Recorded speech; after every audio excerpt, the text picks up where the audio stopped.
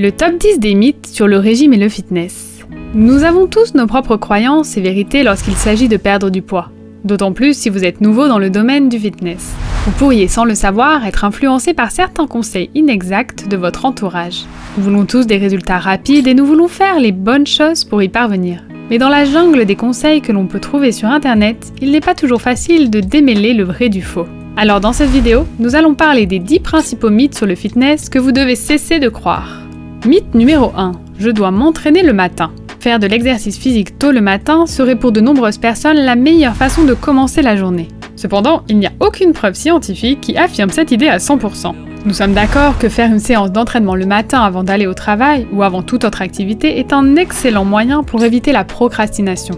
Néanmoins, cela peut présenter quelques inconvénients. En effet, bien que les résultats scientifiques ne soient pas encore définitifs, il semble que la température corporelle durant l'après-midi soit mieux adaptée pour les exercices impliquant la force musculaire et la puissance, et d'une manière générale pour toutes les activités intenses. Cependant, le meilleur moment de la journée pour s'entraîner reste celui qui vous convient. Après tout, il n'y a pas de moment idéal pour s'entraîner. Les différents moments de la journée ont leurs avantages et leurs inconvénients. Mythe numéro 2. Manger tard le soir. Nombreux sont ceux qui pensent que prendre le repas du soir après 20h fait grossir, car le corps transforme en graisse tout ce que l'on mange.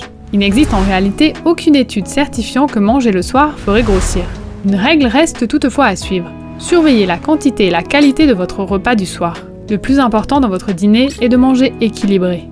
Vous prendrez du poids si vous mangez mal le soir. Si vous prenez des repas ou des collations trop riches en fin de journée, dépassant ainsi votre quota. Ce qui pourrait vous faire prendre du poids serait de manger trop tard. Vous n'auriez pas le temps de digérer avant de vous coucher. Cela peut entraîner une sensation de ballonnement, des troubles digestifs et des troubles du sommeil. Une prise de poids peut alors survenir, car ces problèmes peuvent ralentir votre métabolisme qui mettra alors plus de temps à assimiler la nourriture ingérée. Ainsi, planifiez vos repas, mangez équilibré à des heures régulières pour éviter de prendre du poids. Mythe numéro 3. Ne plus manger de glucides. Vous entendez souvent une personne souhaitant perdre du poids dire « J'ai arrêté les glucides, ce n'est pas bon pour ma ligne ». Vous vous demandez donc sûrement si les glucides font vraiment grossir. La réponse est non. Les aliments contenant des glucides contiennent de bonnes sources de fibres, de vitamines, de minéraux, de protéines et d'énergie qui sont très bénéfiques pour notre santé. Ils aident aussi au maintien d'un poids santé et devraient faire partie d'une alimentation saine. Il est donc important de ne pas tout mélanger, mais plutôt différencier les bons glucides aux mauvais. Oui, il est possible d'emmagasiner les glucides sous forme de gras, mais seulement et seulement si notre consommation de glucides dépasse nos besoins.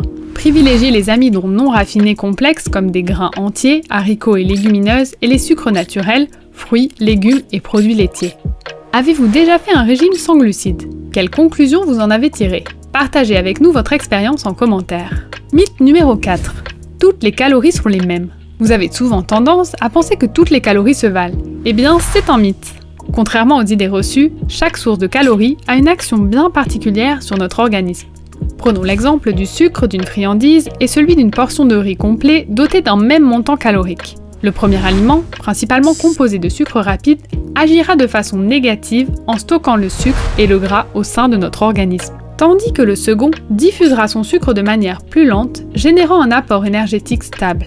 Il en va de même pour le gras présent dans les aliments. Bien que l'on prenne la même quantité de calories dans une charcuterie que dans une huile de colza, la différence sur notre métabolisme sera conséquente. La première est riche en acides gras saturés, qui, consommés en excès, favorisent la prise de poids et le risque de maladies cardiovasculaires. Tandis que la seconde regorge d'oméga 3, favorisant les bonnes graisses de notre organisme. Mythe numéro 5. Tout est question de chiffres sur la balance. Se peser quotidiennement ne sert à rien. Cela ne traduit pas forcément votre évolution. Ce n'est pas sur votre poids que vous devez vous concentrer, mais principalement sur l'évolution de votre corps. En effet, les muscles prennent moins de place que la graisse. Ainsi, vous pouvez penser que vous ne progressez pas car votre poids ne baisse pas. Or, votre graisse se transforme tout simplement en muscle. Cela explique donc pourquoi deux femmes pesant le même poids, mais n'ayant pas le même pourcentage de tissu musculaire et adipeux, n'auront pas la même silhouette. Prenons aussi l'exemple des règles. Elles provoquent un mini bouleversement hormonal qui provoque de la rétention d'eau et donc nous fait prendre plusieurs centaines de grammes. Donc ne vous inquiétez pas, des kilos en trop sur la balance ne montrent pas votre évolution. Regardez votre miroir. Mythe numéro 6. Si je soulève des poids, je serai volumineuse. Beaucoup sont celles qui pensent que faire de la musculation rend large et imposant. Encore un mythe. En général, si vous vous élargissez en faisant de la musculation, c'est seulement parce qu'il vous reste du gras par-dessus le muscle. L'hormone qui aide au développement musculaire est la testostérone, produite en grande quantité chez l'homme, mais en très petite chez la femme. Vous ne risquez donc pas de vous transformer en bodybuilder juste en soulevant quelques poids. Au contraire, soulever des poids vous offrira une belle silhouette et votre corps semblera plus tonique. Mythe numéro 7. Si je veux perdre la graisse du ventre, je dois faire plus d'abdominaux. Nous espérons que vous ne faites pas partie de celles qui, à l'approche de l'été, effectuent 100 abdominaux par jour en espérant perdre la graisse du ventre. Il s'agit d'un mythe. Faire des exercices d'abdominaux ne permet pas d'éliminer la graisse localisée à cet endroit. Il faut avant tout éliminer la graisse qui se trouve au niveau de l'abdomen. Si l'on ne cible pas cette couche de graisse qui recouvre les abdominaux, il est inutile de passer des heures à les renforcer. Il est impossible de cibler une zone précise du corps. Il faut donc penser plus globalement et travailler à perdre la masse graisseuse de manière générale.